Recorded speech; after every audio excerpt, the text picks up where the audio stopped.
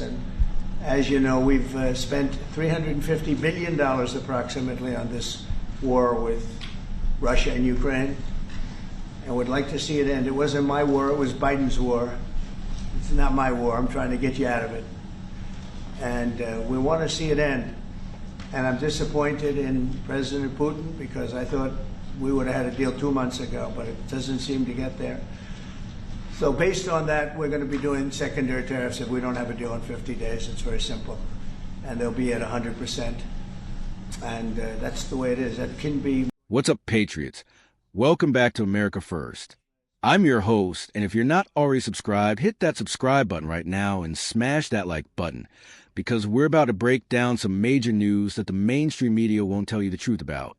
Today, we're reacting to breaking news from Forbes about President Trump's latest move on Russia and Ukraine.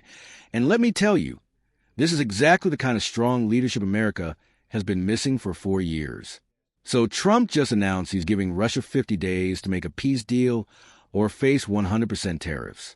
Not 10%, not 50%, but 100% secondary tariffs. This is what real negotiation looks like. Folks, this is what happens when you have a president who actually knows how to make deals instead of just throwing money at problems. Okay, thank you very much. It's a honor, great honor, to have a friend of mine who's become very friendly over the last number of years.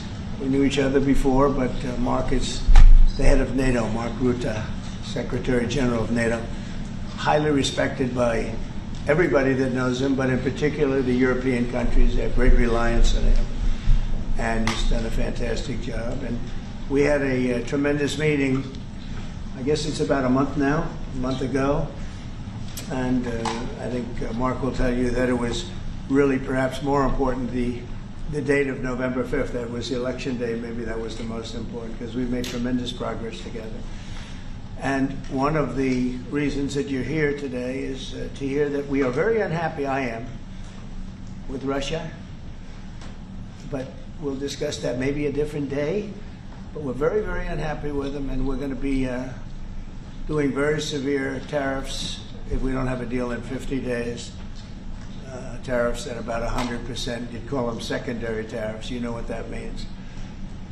But today we're going to talk about something else. And as you know, we've spent $350 billion approximately on this war with Russia and Ukraine, and would like to see it end. It wasn't my war, it was Biden's war.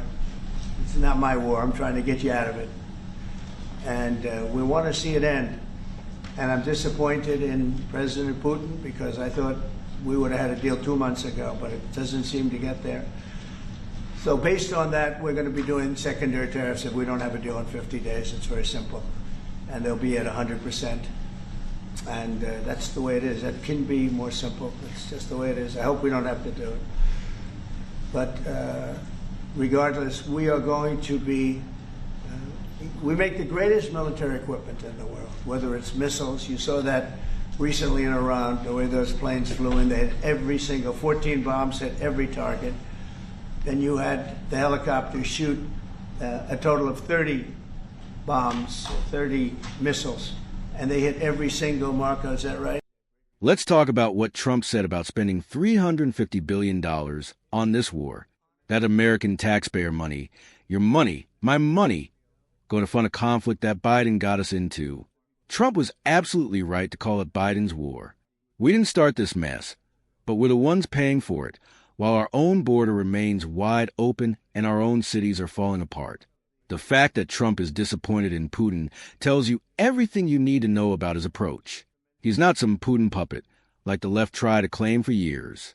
He's holding Putin accountable and using America's economic power as leverage.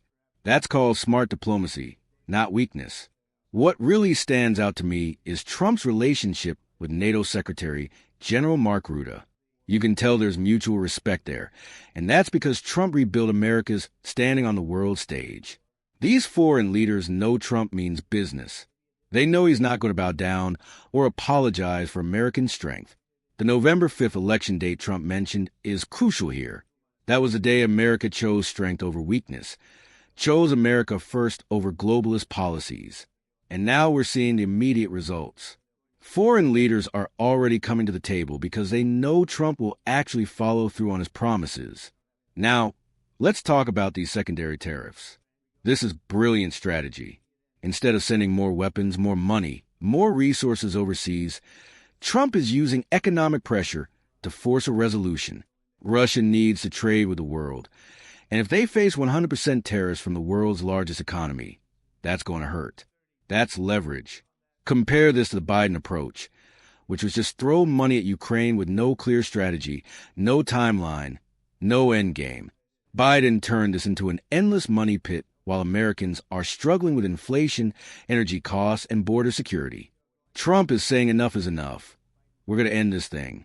What Trump said about American military equipment is also important.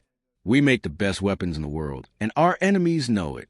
When Trump mentions those precision strikes hitting every single target, that's not bragging, that's deterrence.